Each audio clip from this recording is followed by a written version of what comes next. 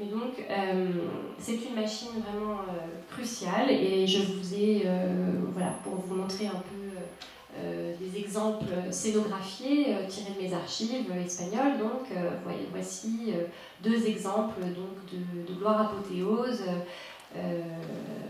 tirés donc, des archives de Francesc Soler i Rovirosa, qui est l'un des décorateurs catalans les plus en vogue à l'époque. Voilà. Donc, toujours dans les airs, j'aimerais mentionner les colombes, exemple très parlant pour mesurer ce poids de l'aérien dont je viens de parler, puisque la colombe est traditionnellement un symbole de paix envoyé du ciel, hein, et ce symbole de paix envoyé du ciel, eh bien, depuis la nuit des temps, depuis l'histoire du théâtre, du spectacle en Europe, eh bien, des mécanismes de câbles étaient actionnés pour faire voler ces colombes. Dès les drames liturgiques médiévaux, pour faire descendre la colombe du Saint-Esprit. Hein, c'était des colombes mécaniques en bois et couvertes de plumes en papier qui projetaient des étincelles, même parfois des colombes vivantes.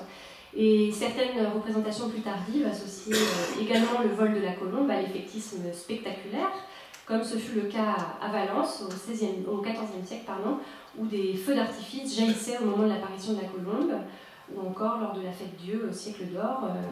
J'ai un exemple très parlant où, après l'ouverture des portes du ciel, une pluie de pétales de rose tombait sur les congrégations et une colombe à la langue de feu apparaissait, mue par un mécanisme sophistiqué. Voilà, et donc on va avoir beaucoup de colombes dans les comédies de magie également. Donc je vous passerai les exemples, je vais essayer de ne pas être exhaustive, je ne veux pas fatiguer mon auditoire, mais voilà, il y a un bon nombre de colombes qui vont volter sur la scène de la comédie de magie. Et ça me semble intéressant puisque, si je choisis de m'arrêter sur cette colombe machinée, c'est qu'elle est traditionnellement reliée au surnaturel, elle est messagère, elle est signifiante et elle fait sens visuellement.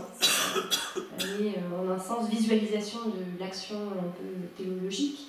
Et donc voilà, même si elle appartient à la mythologie chrétienne, les mêmes fonctions vont lui être assignées sur la scène de la comédie de magie profane.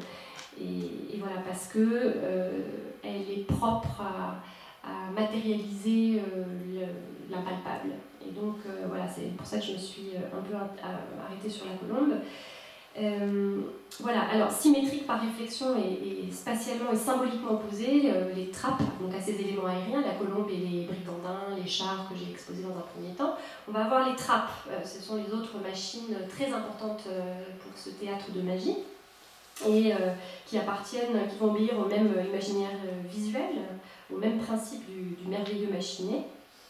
Elles sont vraiment tout aussi importantes, voire même plus réitérantes encore à partir du XIXe siècle, sans doute à partir du moment où a été représentée, parce que dans l'histoire de la scène espagnole, évidemment au XIXe siècle, la pièce événement, ça va être le Don Juan, Don Juan Tenorio, avec cette disparition par trappe de Don Juan dans les flammes à la fin de la pièce, et qui marque vraiment très fortement les esprits à l'époque.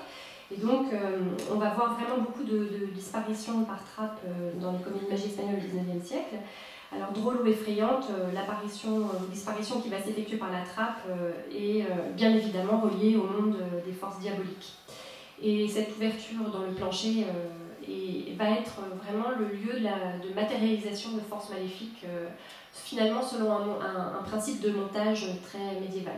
Alors, on va avoir un exemple de trappe ici, tiré également de l'ouvrage de Moinet, L'envers du théâtre, précisément donc une apparition d'un démon.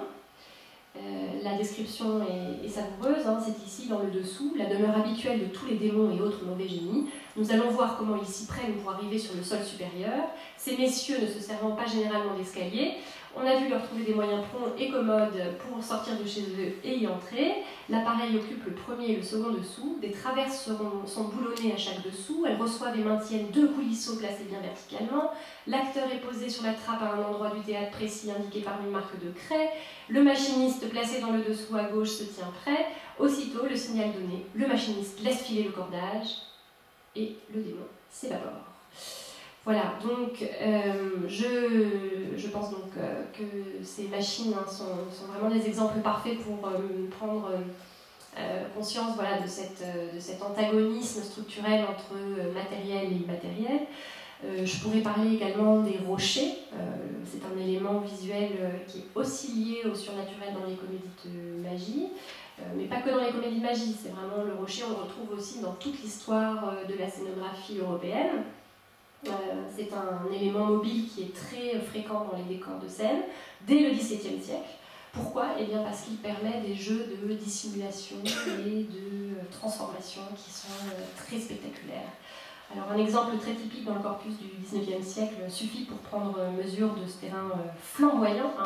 Ma thèse, je m'étais permis l'invention du concept de spectaculaire flamboyant pour tous ces effets machinés.